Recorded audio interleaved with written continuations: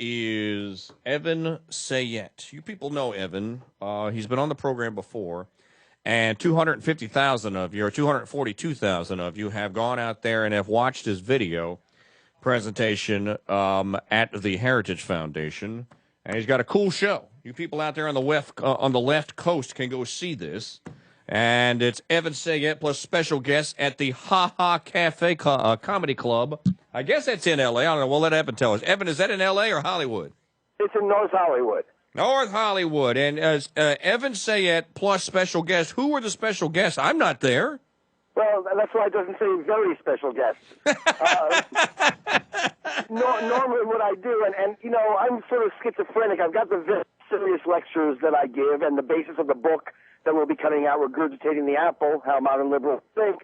But this is more of the humorous version. It's based on the same knowledge and the same take. But, you know, I started out as a stand-up comedian, a very generic stand-up comedian, good, but a political angle. Went off to write television shows and movies, and after 9/11, came back and did both the serious lecture but also the comedic version. So this is the comedic version. And the special guest, I'm actually having a musical guest open. They're a group called ROC, Right of Center. They're a hard rock band, but tomorrow night they're doing acoustics. And they're very pro-Republican, pro-patriotic, and terrific talents. And then after them, I have usually one or two comedians who I introduce and give an opportunity to show there are conservative comedians out here in Hollywood. And that's an amazing thing in and of itself. Talk about an endangered species, huh? The truth is they exist. The problem is finding a place to work. Because even if the club shares your politics, two things happen. One is the audience tends to be rather young in the comedy clubs, so they tend to be both liberal and stupid, and you know, that's sort of redundant. But the other thing that happens is the other comedians are liberal, and the club owner doesn't want Janine Garofalo canceling her gig because they booked Hitler the week before. You don't even look like Hitler. Come on. Well, that's because I shaved the mustache.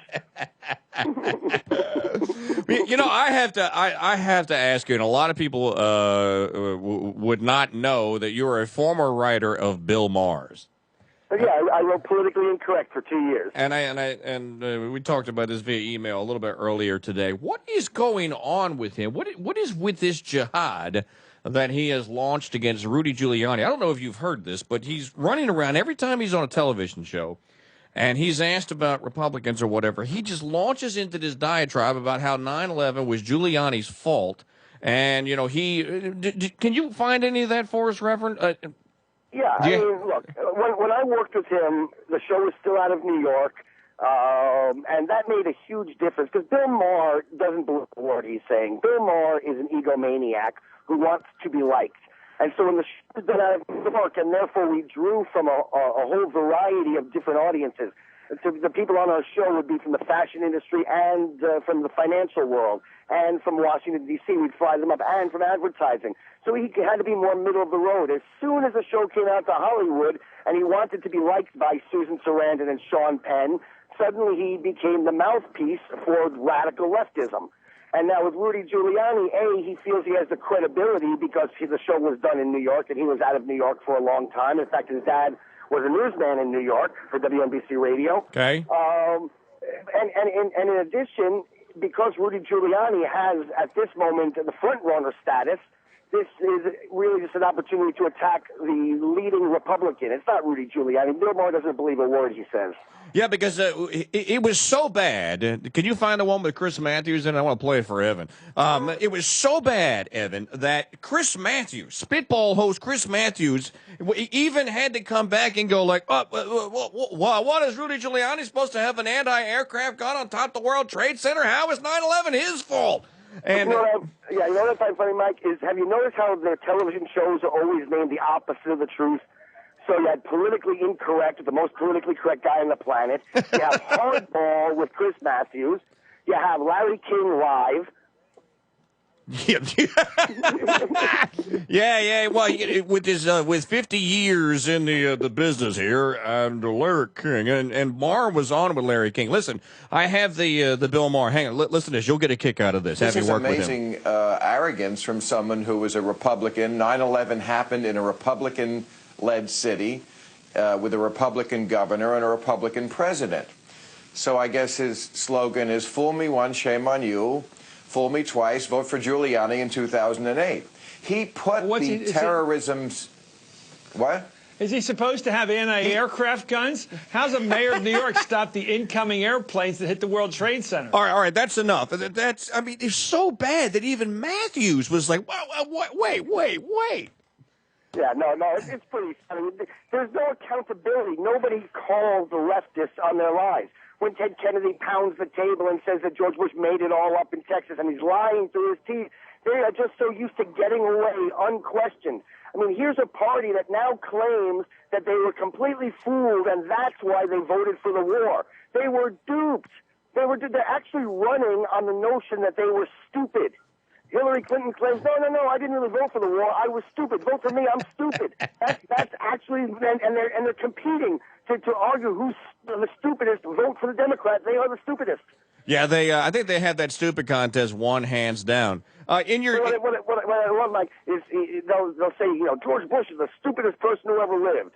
You say, so how come the Democrats voted for the war? And they'll say because he fooled them.